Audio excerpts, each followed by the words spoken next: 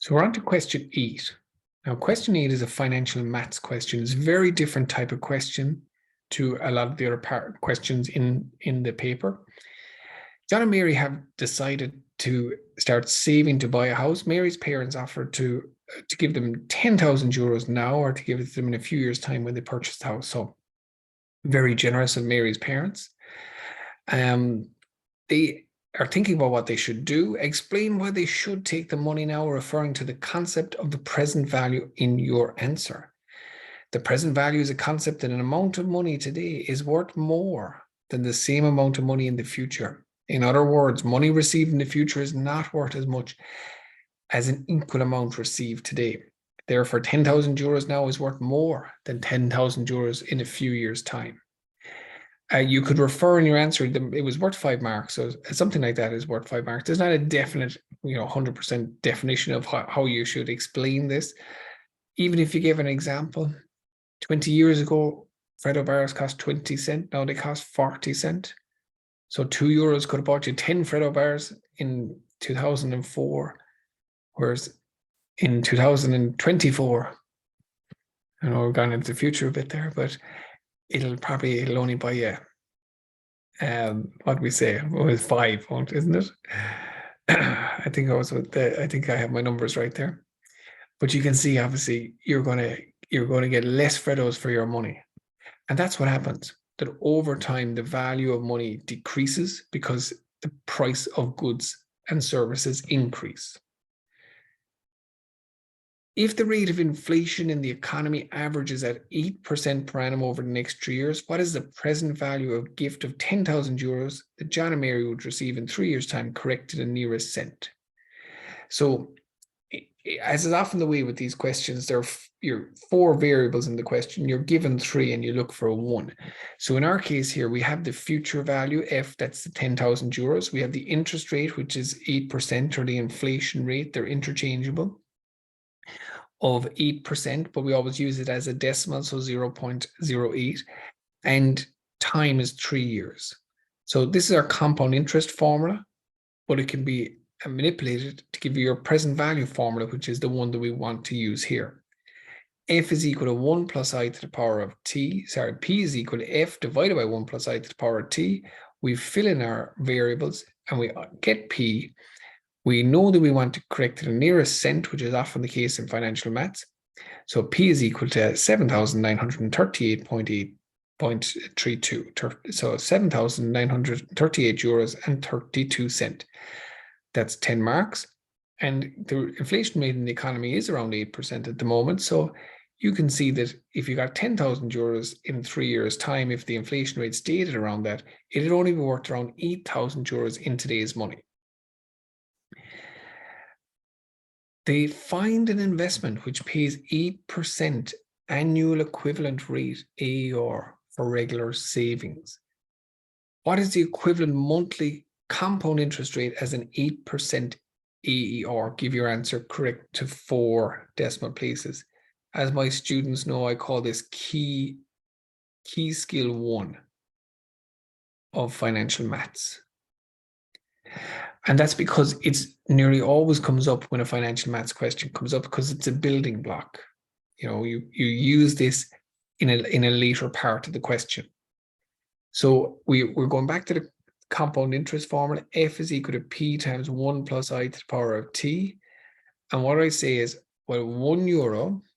So if I just fill it in here first, I'd say 1 euro invested for 12 months will become 1 euros and 8 cents at a certain interest rate I, and you must figure out what that interest rate is. So 1 euro invested for 12 months will become 1 euro and 8 cents. Now we must then figure out what I will be. So when we simplify it down, we get 1 plus I to the power of 12 is equal to 1.08. I get the 12th root of 1.08. And from that, I'm going to subtract away 1. That's going to give me this decimal of 0.00643, Now that is your answer as a decimal, but you want your compound monthly interest rate. Now, it doesn't state that it must be as a percentage, but it's kind of implied that it's a percentage because you were dealing with annual equivalent rate as an 8% rate at the start. So we get our equivalent monthly interest rate. So we multiply this by 100 to go from a decimal to a percent, and we round it to 4 decimal places, and we get an answer which is worth 10 marks. So anyone doing financial maths should be able to get that part right, because you must have seen it dozens of times before. Okay. Part C then says John and Mary start saving. At the end of each month, they deposit 500 euros into an account which pays an annual equivalent rate of 8% compounded monthly. So it's at the end of each month, and that's going to be very important, okay? What will the value of their savings be after 5 years, correct in your cent? Okay, so basically John and Mary start saving 500 euros at the end of each month. Now, crucially, it's at the end of each month. Now I'm going to click here, and you're going to say, okay, well, the number of payments, it's 5 years, is going to be 60 payments. The interest rate we know is 0.6434 as a percentage, but of course we'll use that as a decimal when we actually sub it in. Now, this is very important, the way this is laid out. This is kind of counterintuitive, but it makes it easier when you're actually filling in your formula in a moment. So the 60th payment is the 500 euros here at the start. So that is the final payment that John and Mary make to the bank. Okay, why do I have it there at the start? Because it's 500 with nothing multiplied by it, nothing else or anything like that. So it's just 500 by itself. So that's going to make it easier when I go to a sequence series question in a moment. This here is the 59th payment.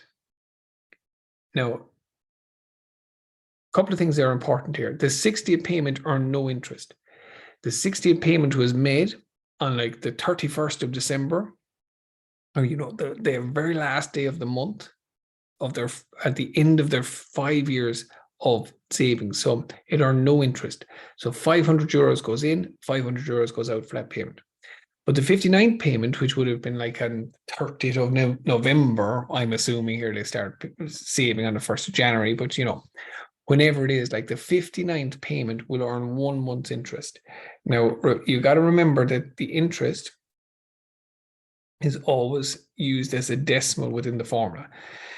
So just to figure out how much that one payment of the 500 euros would amount to, so the 59th payment went in of 500 euros, okay? It had an interest rate of 0.06434, and it was in the bank for 1 month. So it's from that formula that this 59th payment amount appears here. The 58th payment was in the bank for 2 months, all the way down to the first payment. And remember, that would have been on like the 31st of January. So January itself would have earned no interest, but it would have been in the bank for 59 full months before it was cashed out. So it would have accumulated 59 months of compound interest. Okay, I always say this in a financial maths question like this, this is what's about to happen here is what I call key skill 2. Key skill 2. And in key skill 2, you go from a financial maths question to a sequence and series question. Okay, because this is a geometric sequence. The first term, so I'll just fill them in up here. The first term of the geometric series A is 500, okay? So this is my term 1. My term 2 is 500 times 1.006434.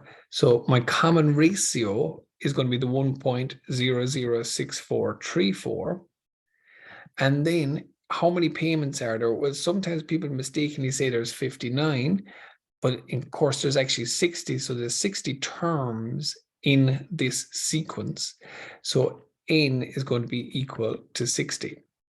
So my formula for the finite geometric sequence is a times 1 minus r to the power of n all over 1 minus r.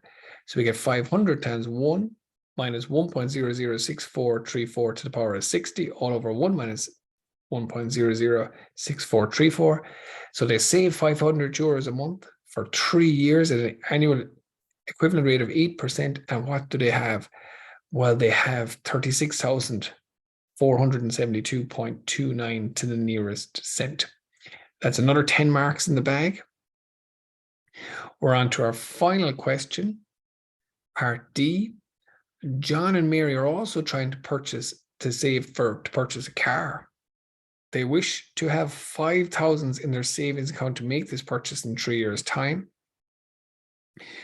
The savings account also has an equivalent annual rate. So, by the way, it can have an AER or EAR. So EAR is equivalent annual rate, and AER is annual equivalent rate. So they're equivalent, excuse the pun, of 8%. How much do they have to deposit into their account at the end of each month in order to have 5,000 after 3 years? Give your answer correct to the nearest cent. Now, this is very similar to the last one, okay, in that there's a finite amount of months, so 36. They're going to be saving €8 per month, and they're depositing it into the bank at the end of each month. But this time we know how much we do have at the end, 5,000, but we don't know how much we save each month, which we're going to call A. So we have A times A, and again, this would be the 36th payment. This here would be the 35th payment. And over here would be the first payment. So the first payment would sit in the bank for a full 35 months. Okay, so we go through again. We're going here, key skill 2. We go from a financial maths question to a geometric series question. The first term of the geometric series, so term 1 is A. Term 2 is A times 1.006434. So again, R is the common ratio of 1.006434. There's 36 terms, but we know in this case, the sum of the 36 terms is equal to 5,000. We fill that all in. You know, it looks a bit complicated, but look, all you got to do is isolate A. So we end up getting 5,000 times, and that'll actually just be minus 0.006434 divided by 1 minus 1.006434 to the power of 36. You put it all into the calculator and you get to the nearest cent, as it nearly always is, €123.87. Now that was worth 15 marks, quite a lot of marks for that question, but I suppose it was the hardest part in this question, and a lot of students, you know, might have been going okay until they got here and then found that last part. They had to work for those marks. Okay, so that's the end of question 8, and now we're on to question 9, which is a sequences and series question.